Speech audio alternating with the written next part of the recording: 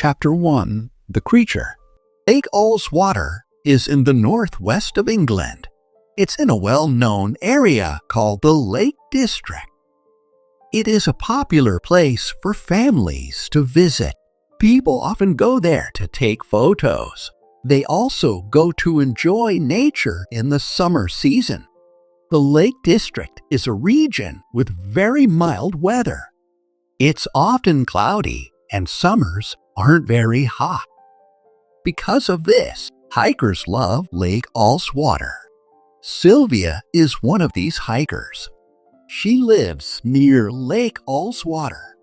She loves nature and she loves hiking. She often goes hiking in June and July. The weather is warm, but not too hot. Every weekend, she puts her things in a backpack and hikes in the woods near the lake. Sylvia's good friend George likes hiking too. He often goes with Sylvia. Last weekend, they decided to go for a hike near Lake Ullswater. But in the end, it became a very unusual excursion. Sylvia and George met at the start of the walk.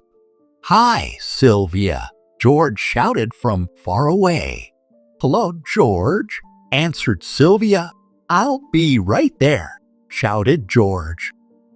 He ran towards Sylvia. "George, slow down. You'll get tired." "Don't worry, I brought energy drinks for the hike," said George.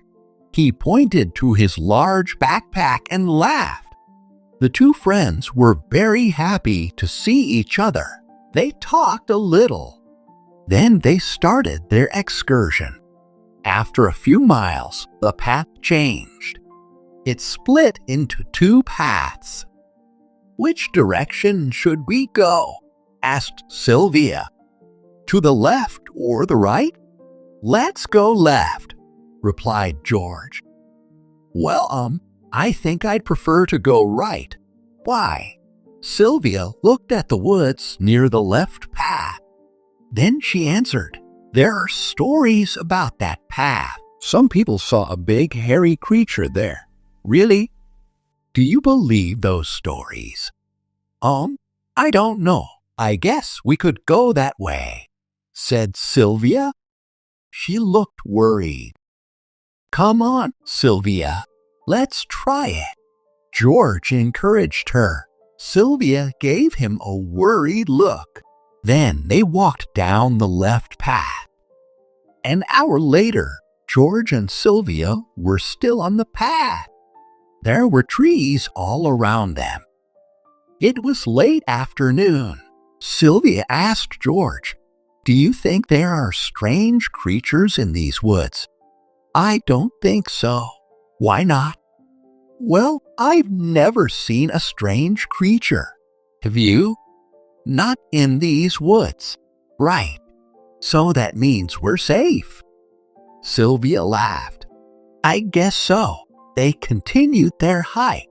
Several miles later, the two friends were still walking. The sun was low in the sky. Suddenly, they walked out of the woods. In front of them was the lake. George and Sylvia looked around. Near the lake was a house. The house was made of wood, and it looked very old. "Look, George," called Sylvia. "Look over there." "Where?" replied George. There's a house. It's made of wood." "Oh, I can see it." "Let's go and have a look." "What? But what if someone's there?" "Don't be scared, Sylvia. I'm sure no one will be there." The two friends walked towards the house. Before they went in, they looked around the place. "The house looks like it was built a long time ago," said Sylvia. "Look at the state of the windows. The glass is very old, and the wood is really old too." "Yes," replied George. "I'd say that it's at least 50 years old." but I wouldn't say it's ugly. There's something that I like about it." George looked around. Suddenly he called, "Hey, Sylvia, come here." Near the lake, there was a small boat. It was old and made of wood. It was standing in the water near the shore. George looked at Sylvia. "Let's get in it." "Are you kidding?" replied Sylvia. "Why? We can go to the middle of the lake." "I don't know." "Come on, let's go. It'll be fun." "Okay," said Sylvia. She didn't sound happy. Sylvia and George got into the boat with their backpacks. They slowly rowed to the middle of the lake. Sylvia looked around. "It's so nice here," she commented. "Yes, I know. There are lots of trees, and we can still see the sun perfectly. I'm so happy we came out here. Let's have something to eat." "Do you want something?" "Of course. What do you have?" Sylvia took several cookies and sandwiches out of her backpack. George took out the energy drinks. "What do you want?" "The sandwiches look good." "Sure. Help yourself." "Thank you, Sylvia." The two friends ate their sandwiches in the middle of the lake. Suddenly, they heard a noise. "Did you hear that?" George said. "Yes, I did," Sylvia replied. She sounded scared. "I think it's coming from the house." "So do I. Let's go and look." Sylvia looked at George in surprise. "Seriously?" she said. "Yes. Come on." George and Sylvia rowed back to the shore. They put their backpacks on. Then they slowly walked to the old wooden house. "Sylvia, I want to go in the house." "Why? Aren't we supposed to be hiking?" "Out in the clean air?" "Not in houses?" "Well, yes, but in the woods there are lots of interesting things. I like to explore interesting things." "I'm not sure." "Come on, let's go into the house," George suggested again. Finally, Sylvia agreed. Sylvia and George took a few steps towards the house. They opened the door and went in. Everything inside the house was very old. No one had lived in it for a very long time. There was dust everywhere. "Sylvia, look at this," called George. His voice sounded strange. "What?" "Here, next to the window." Sylvia looked. On the floor, in the dust, there were several very large footprints. "What do you think these footprints could be?" asked George. "I think they're bear footprints," answered Sylvia. "A bear, Sylvia?" "There aren't any bears around here. The closest bears are hundreds of miles away." "Then I have no idea. But let's get out of here." Suddenly, the two friends heard a noise in the kitchen. Sylvia and George ran to the room. They could not believe their eyes. A big, hairy creature was standing in the kitchen. It quickly turned, went out the back door, and ran away. The creature made a lot of noise. It even broke the door as it left. George and Sylvia stood still. The creature disappeared into the woods. Sylvia couldn't speak. "What was that?" George asked. They didn't know. Chapter 2, The Search. "Did you see that, Sylvia?" George said. "Yes," answered Sylvia. "What was it?" "I don't know, but it was very big and very ugly." "Yeah, like some kind of creature." George looked at Sylvia and said, "Let's go after it." "Are you kidding?" answered Sylvia. "No way. Come on, we're here to explore. Let's follow it." "Oh, George, I don't know about this." George and Sylvia left the old house. They followed the creature's footprints into the woods. They looked around. Finally, George said, "The creature could be anywhere. We have to split up." "Split up," said Sylvia in surprise. "Are you crazy, George? There's a strange creature out here, and we don't know where it is." "I know," George answered, "but we could take a picture of it. We might be on the news." "What? Come on, Sylvia," said George. "Maybe it's a special animal. Maybe it was never photographed before." He looked at Sylvia and continued, "They might write an article about us. Maybe I'll be interviewed for the TV news. We could." "Stop. You're so crazy, George. I shouldn't encourage you, but fine. Let's split up then." George went one way. Sylvia went the other. Sylvia saw no sign of the creature. She thought more about it. In the end, she came to the simplest conclusion. She and George imagined the creature. It was not real. A few minutes later, Sylvia saw George in the woods. It was almost dark. She told George about her conclusion. She told him the creature was not real. George disagreed. He was certain it was real. They just needed to prove it. Suddenly, George saw a thicket of trees. He wanted to see if the creature was inside. He told Sylvia to wait. As he went into the thicket, George smiled and waved. Sylvia waited for George to come out.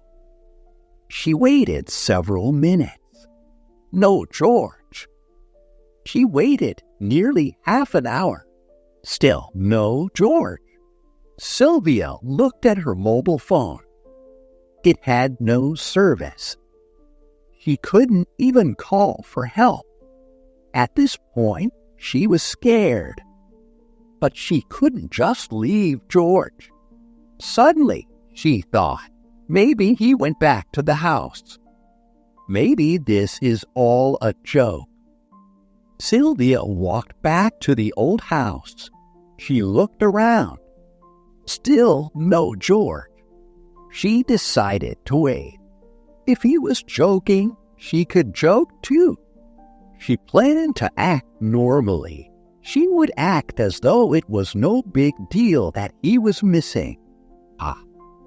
That would be fun. There was an old bed in the main room. She sat down and took out a sandwich. She ate it and thought about George. Where was he? What could she do? As Sylvia thought, she became sleepy. Her head could not function. I'll just wait for George here. That was her last thought as she went to sleep. Sylvia woke up early the next day. George still wasn't there. She had hoped the whole experience was a dream, but now she realized it wasn't. She was really worried. Maybe this wasn't a joke. Sylvia decided to go to the nearest town. She walked back along the same path. At last, she came to a small town. Although it was a Sunday, there were several people around. Sylvia tried her mobile phone again. Still no service. None. She needed a phone now. Sylvia went to a nearby restaurant. There were a lot of people there. Sylvia didn't know what to say. It was a very unusual situation. Finally, she decided not to say anything. She went to the owner and said, "Hello, can I use your phone, please?" "Of course you can. It's on the wall over there." "Thank you very much." First, Sylvia rang George's number. His mobile didn't ring. Maybe there was a problem with it. Next, she decided to call George's house. The phone rang once, twice, 3 times. Why didn't anybody answer? George's brother was normally home in the morning. Not today. Sylvia called again, but there was no answer. She left a message. "Where are you, George?" she asked. Sylvia left the restaurant. She stood on the street for several minutes and thought. Sylvia was an independent woman. She was a woman who thought things through. Right then, she thought, "Let's figure this out. Maybe George got lost in the thicket. And when he came out, I was gone. So he went home. That must be it." Sylvia had to get back to George's house. She ran back to the restaurant and called a taxi. After 30 minutes, she arrived at George's house. "That's £9, said the driver. "Here's £10, said Sylvia. "Keep the change." "Thank you. Have a good day." Sylvia got out of the taxi and walked towards George's house. The house was very big and beautiful. It had 2 floors and a garden. It was in a very nice neighborhood. There were big houses and shops all around. George's car was parked outside the house. Was George inside? Had he called his family? Sylvia checked her mobile phone. She had service now, but there were no messages. She called George again. She left another message and said she was worried. She asked him to contact her right away. "I don't understand," she thought. "George drove his car home, so why didn't he call me?" Sylvia rang the doorbell. There was no answer. She rang 3 times, but no one answered. Sylvia was concerned. She went to the house of her 2 friends, Claudia and Veronica. Her friends weren't at home either. She tried calling. Their phones were turned off. Something strange was going on. She just didn't know what. All her friends had disappeared. Sylvia didn't know what to do. She didn't want to contact the police. She knew George was safe because his car was home. There were no friends around to ask for help. Sylvia decided to do something. She would find George herself. At this point, it was late afternoon, so Sylvia took another taxi back to Lake Ullswater. She took the path into the woods near the cabin. After a few minutes, she saw the old wooden house. But this time, she noticed a difference. There were lights on in the house after 3. The surprise, Sylvia could not believe it. "There are lights on in the house," she cried. She followed the path down to the lake. She went over to the house. It was late afternoon, but she definitely saw orange lights inside. She walked around the outside of the house. She wanted a view of who was inside. It must be George. "Hello," she shouted. "It's Sylvia." No one answered. Suddenly, a noise came from within the house. "Okay, George," thought Sylvia. "This isn't funny anymore." Sylvia went to the door and opened it. She was totally unprepared for what she saw. everyone she knew was there. There were so many people inside the house. Her mother was there, other family members, even her friends Claudia and Veronica. "Sylvia," her mother shouted, "I'm so glad you're here." "Hello," Sylvia said cautiously. "What's going on?" "Well," said her mother, "sit down. Let me explain." Sylvia sat down on the old bed. "What's happening?" she finally said. Everyone around her looked worried. No one said anything. "Where's Dad?" she asked her mother. "He's at work. He's coming soon," her mother answered. Sylvia looked around the room.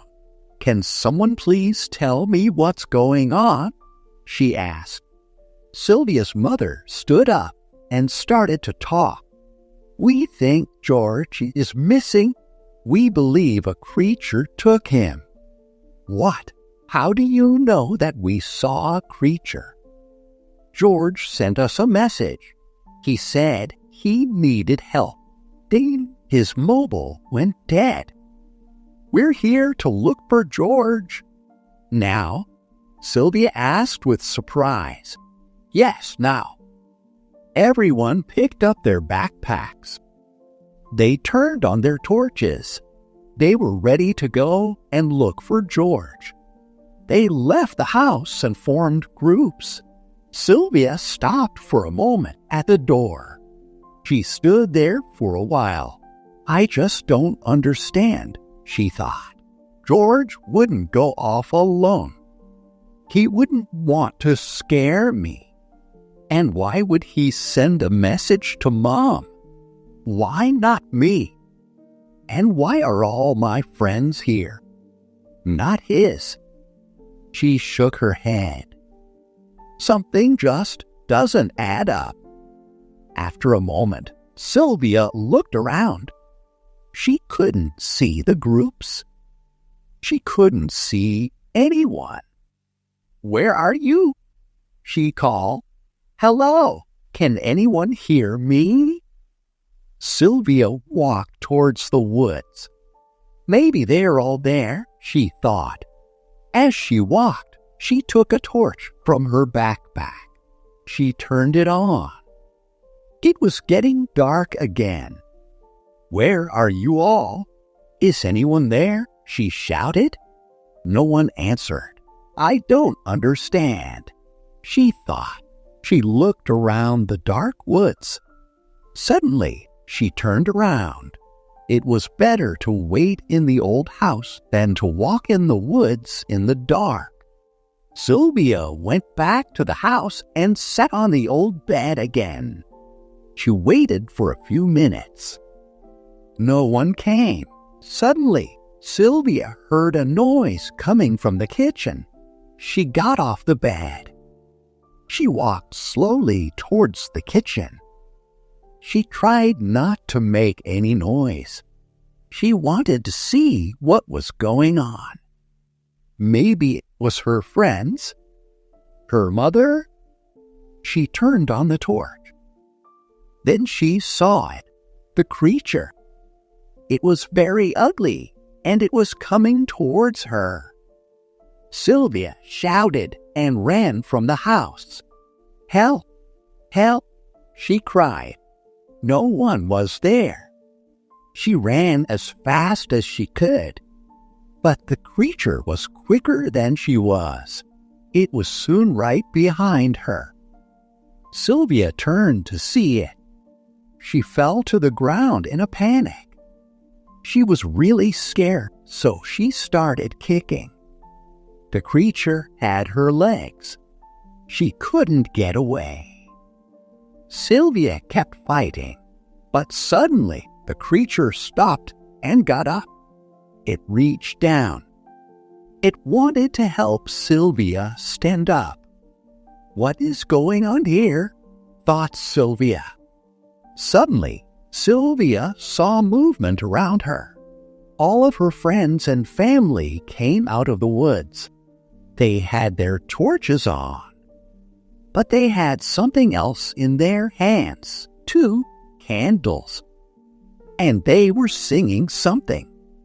It was a song she knew well. At that moment, Sylvia understood everything. The creature took off its costume. It was her father. "Happy birthday, Sylvia," he said. Then he joined in the singing. "Happy birthday to you." Everybody sang around her. Sylvia didn't know whether to laugh or cry. "Dad, were you the creature?" Sylvia asked in surprise. "Was it you this whole time?" "Yes, my love. It was me all along. I had a great time playing the role," he laughed. Then he continued, "We planned the party for yesterday, but then there was a development at your mother's office. So we had to move the party to today. George came up with a great idea. He suggested we play a trick on you. He did it to get you to the cabin for 2 days." "Really?" "Yes, that was some trick," said Sylvia as she looked around. "And where's George?" George came out from behind a tree. He was completely clean and completely safe. "I'm sorry, Sylvia," said George. "We played a pretty bad trick on you, but we wanted it to be a birthday to remember. And you are getting a really great present." Sylvia's father handed her a birthday card. "For that trick, it must definitely be a great gift," said Sylvia, laughing. She opened the card.